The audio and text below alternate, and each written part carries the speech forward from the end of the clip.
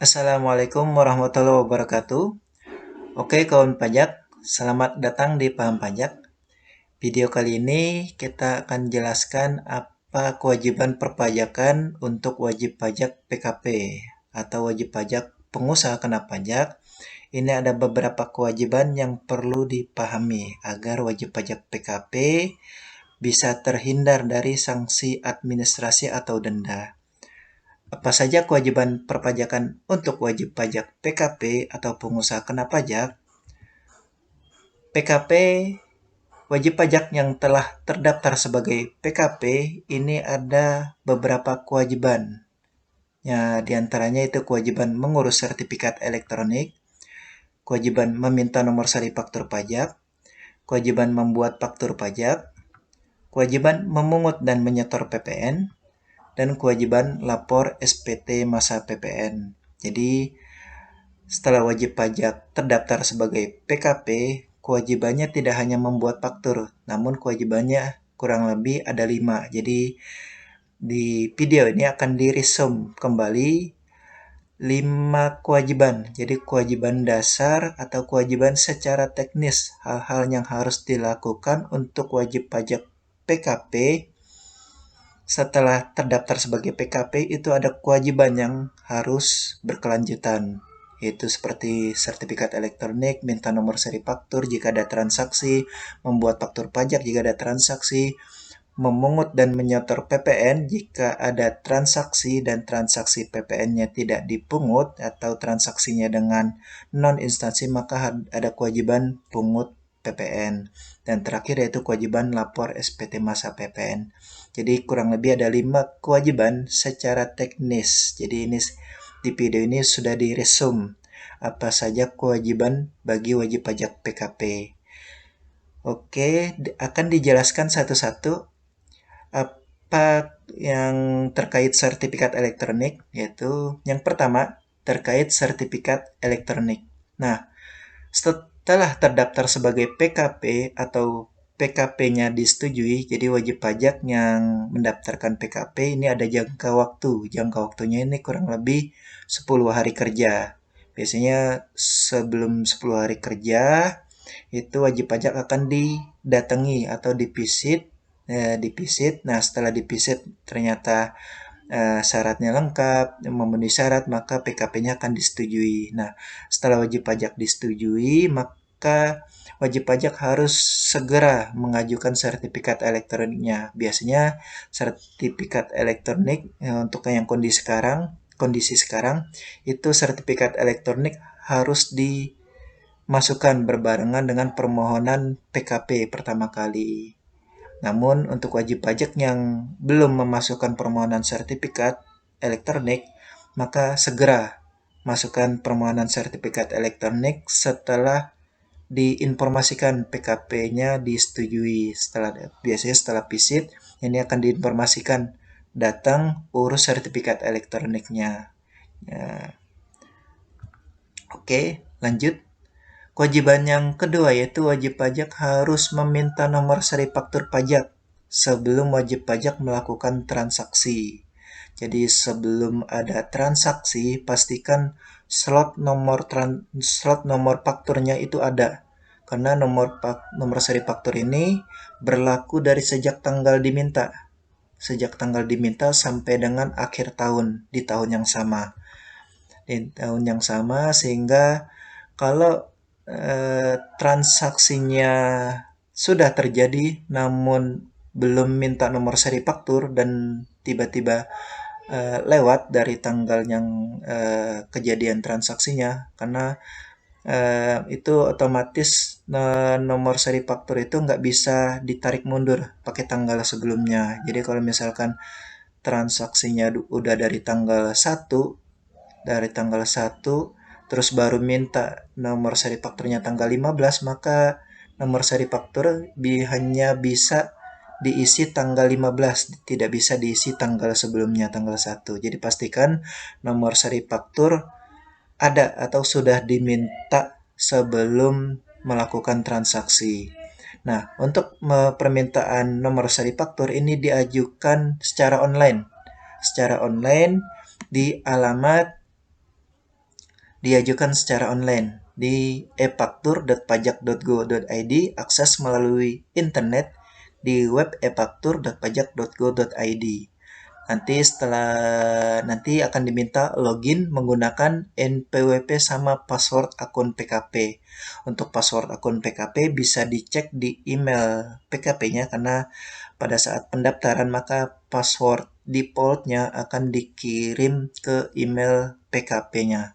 Jadi password akun PKP kalau misalkan lupa, cek di email wajib pajak.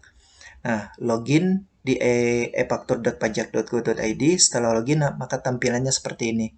Untuk permintaan nomor seri faktur pajak, ada di menu paling bawah, yaitu permintaan NSFP. Sebelum wajib pajak mengajukan permintaan nomor seri faktur pajak secara online, maka pastikan sertifikat elektroniknya telah dipasang pada browsernya. Cara memasang sertifikat elektroniknya, klik download sertifikat digital. Setelah klik download sertifikat digital, jadi pilih download sertifikat digital dan klik unduh. Setelah berhasil diunduh sertifikat digitalnya, maka double klik sertifikat elektroniknya ya. Sertifikat elektronik atau sertifikat digital, double klik, nanti akan diminta passphrase-nya. Passphrase bisa diisi passphrase yang saat pertama kali atau passphrase yang baru. Klik lanjut hingga finish. Nah, passphrase-nya sudah diisi, lanjut hingga finish, maka sertifikat elektronik akan otomatis terpasang pada browsernya. Sertifikat elektronik yang sudah terpasang, baru kita bisa mengajukan permintaan NSFP. Klik permintaan NSFP. Nah, setelah klik permintaan NSFP, maka wajib pajak akan bisa meminta nomor seri faktur pajak. Lanjut, kewajiban yang ketiga yaitu kewajiban membuat faktur pajak. Nah, wajib pajak yang PKP, jadi yang PKP-nya sudah disetujui, itu ada kewajiban membuat faktur pajak. Jadi kewajiban membuat faktur pajak ini harus dilakukan setiap ada penyerahan, baik penyerahannya barang BKP maupun penyerahannya jasa atau JKP, kecuali kalau penyerahannya masuk kategori eceran. Nah, yang penyerahan kategori eceran ini seperti penyerahan ke konsumen akhir, untuk konsumen akhir, dan penyerahannya barangnya atau jasa ke konsumen akhir, atau barangnya tidak digunakan untuk diperjualbelikan. Jadi ini kategori eceran itu yaitu untuk konsumsi atau konsumen akhir dan tidak untuk diperjualbelikan. Kalau memenuhi syarat kategori eceran, maka faktur pajak tidak wajib dibuat. Namun kalau tidak memenuhi eceran, maka pastikan faktur pajak dibuat setiap ada penyerahan. Nah, dan yang perlu diperhatikan, faktur pajak dibuat paling lambat tanggal 15 bulan berikutnya. Dibuat dan diupload. Jangan lupa sampai diupload dan sampai approval sukses. Karena kalau statusnya belum approval sukses, lewat dari tanggal 15 bulan berikutnya, maka konsekuensinya fakturnya tidak dapat approve, karena ada batas waktu pembuatan faktur pajak. Kalau fakturnya tanggal Februari, maka paling lambat diupload tanggal 15. Paling lambat approval sukses tanggal 15 Maret, tanggal 15 bulan berikutnya. Untuk yang bulan Februari, untuk faktur yang bulan Februari itu tanggal 15 Maret. Kalau lewat dari tanggal 15 Maret baru upload, baru mengajukan approval, maka fakturnya akan di-reject karena melewati batas waktu ketentuan pembuatan faktur pajak. Jadi pastikan faktur pajak itu dibuat dan approval sukses mulai dari kapan penyerahan barang, biasanya disamakan dengan tanggal invoice, atau kapan penyerahan jasa, atau kapan pembayarannya diterima untuk yang termin, pembayaran terima. Jadi mana yang lebih dahulu? Kalau lebih dahulu penyerahan barangnya, maka penyerahan barangnya yang di bulan Februari itu paling lambat dibuat faktur tanggal 15 Maret. Lanjut, hal yang ketiga yang perlu diperhatikan yaitu tidak membuat faktur atau terlambat membuat faktur pajak atau membuat tidak sesuai ketentuan, maka dikenakan denda 1% dari DPP. Jadi diperhatikan bagi wajib pajak PKP, bagi wajib pajak PKP agar membuat faktur pajak dan membuat faktur pajaknya tidak terlambat. Jadi membuat faktur pajaknya tepat waktu dan membuat faktur pajaknya sesuai ketentuan ini ya, membuat faktur pajaknya diisi lengkap dan diisi sesuai dengan keadaan yang sebenarnya. Karena kalau terlambat, tidak lengkap atau tidak sesuai keadaan, maka ada konsekuensi denda 1% dari DPP. Dan informasi terakhir terkait pembuatan faktur pajak, jika faktur pajaknya terlambat dibuat lebih dari 3 bulan, maka faktur pajak tersebut tidak dapat dikreditkan oleh lawan transaksi.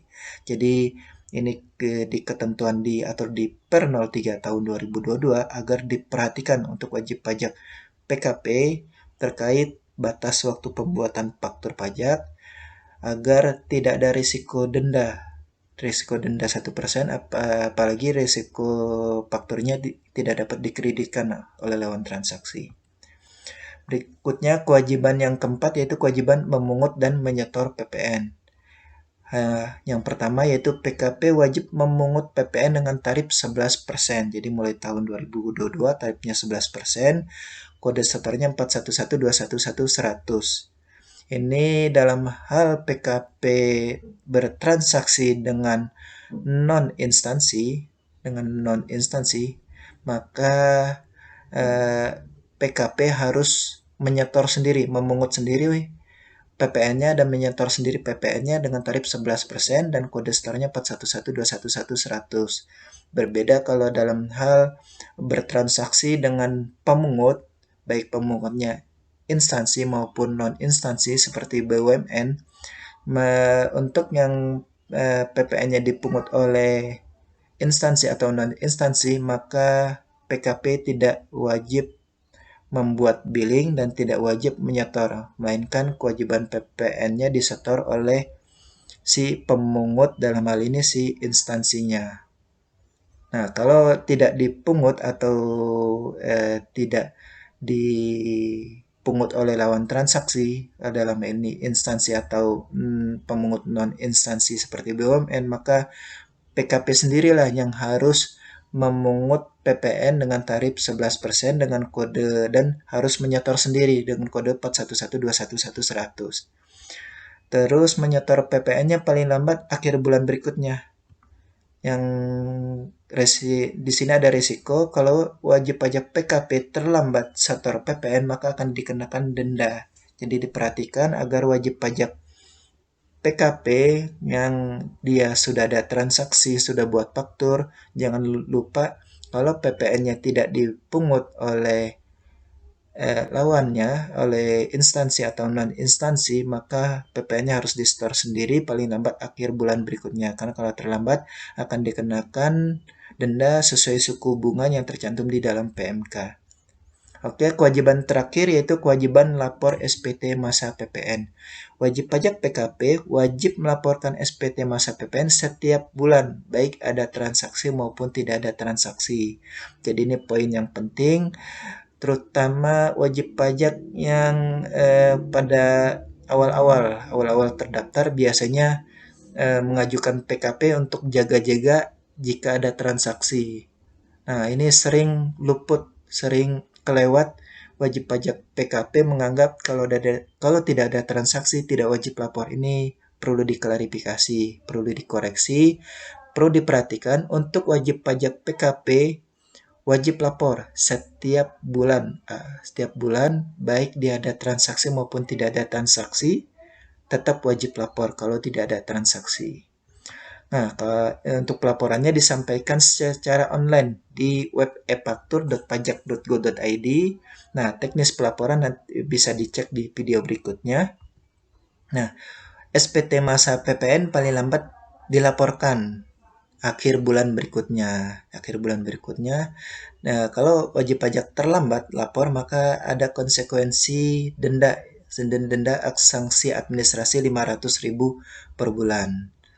Oke, kita review kembali kewajiban untuk wajib pajak PKP. Setelah wajib pajak terdaftar sebagai PKP, ini di sini ada 5 kewajiban, yaitu mengurus sertifikat elektronik bersamaan setelah terdaftar sebagai PKP. Kewajiban yang kedua yaitu meminta nomor seri faktur. Pastikan minta nomor seri faktur sebelum dilakukan transaksi.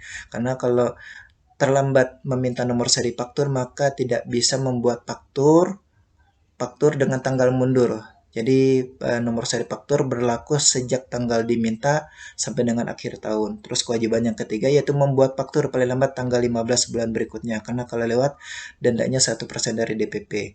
Kewajiban yang keempat yaitu setor PPN, menyetorkan PPN paling lambat akhir bulan berikutnya, karena kalau lewat ada denda sesuai suku bunga. Nah, kewajiban terakhir yaitu kewajiban lapor SPT masa PPN paling lambat akhir bulan berikutnya. Kalau terlambat, resiko dendanya 500.000 per bulan. Jadi dipastikan 5 kewajiban ini diperhatikan.